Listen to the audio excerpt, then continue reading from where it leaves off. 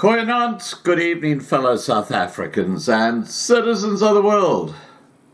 Well, last night we listened to the ramblings of President Cyril Ramaphosa when he reshuffled his cabinet. And the Freedom Front Plus have come in with their thoughts about this little round table of exclusive ANC members who just get shuffled from position to position to position, even where they're a complete and utter failure, like Bekesele, who even this time did not get shuffled around. He still is police minister, but we'll get to that. This is what the Freedom Front's take is on that little reshuffle that happened 24 hours ago. They say as follows: President Cyril Ramaphosa let a golden opportunity to make changes to cabinet that would have had a positive difference to leadership to instill confidence in the highest level of government in South Africa slipped through his fingers on the 5th of August 2021. One of the biggest blunders was to appoint Enoch Godongwana as a Minister of Finance in the place of Tito Mboweni, who has resigned. Now, last night I discussed this with Werner Human, who's the COO of Solidarity, and he raised the issue, exact same issue about this fellow. And let's hear what the Freedom Front Plus have to say. They say Godongwana has a controversial past, and he has been implicated in irregularities involving himself and close relatives numerous times, which is pretty par for the course when it comes to the ANC corrupt gangster state. One such incident dates back to 2004, when he was dismissed as MEC for Finance in the Eastern Cape after allegations of maladministration and corruption. And under the Zuma administration, he had to resign as Deputy Minister of Economic Development and allegations of fraud amounting to approximately 100 million rand. His appointment will therefore not promote domestic nor international business confidence and makes a mockery of President Ramaphosa's promises of a clean administration. One ray of hope is the appointment of Thandi Modise as Minister of Defence, although she'll be sorely missed in Parliament, where she did a good job as Speaker.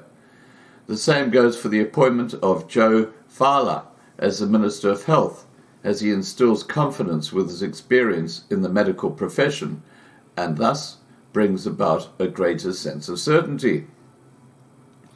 The fact that state security will forthwith resort under the Ministry of the Presidency, with Mondi Gugumbele as the new Minister for the portfolio, clearly shows that the President believes that factions within the ANC have tried to undermine him and even tried to overthrow his rule with the recent riots in the country. The police's incompetence was one of the main reasons why the protest action and violence gained so much momentum, and it is therefore incomprehensible that Bekesele was retained as Minister of Police.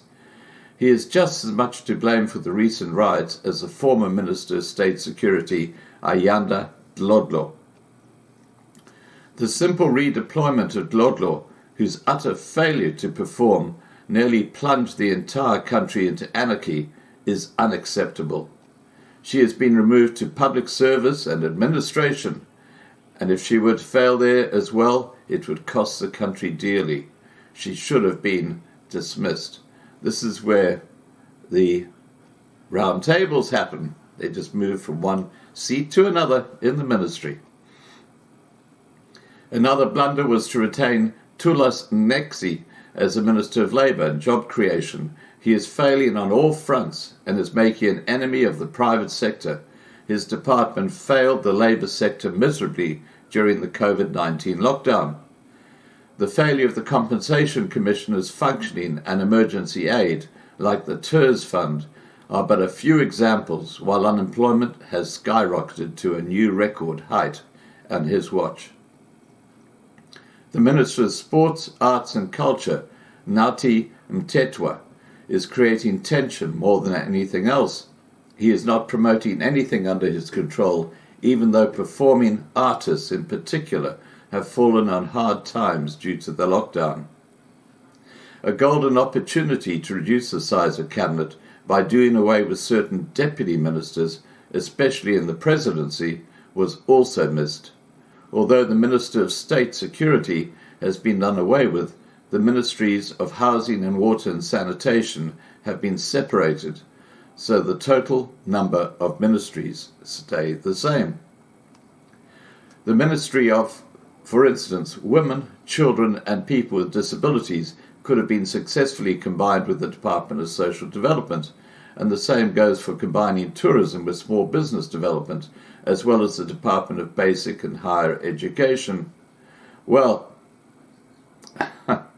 they've got so many cadres that they need to look after with these big ministerial salaries. What do you expect? Please remember to subscribe to Loving Life on YouTube to be kept informed. Please remember to register on lovinglifetv.com, the platform we are transferring to. Please like this video, please share this video, and above all, please stay safe. Bye for now.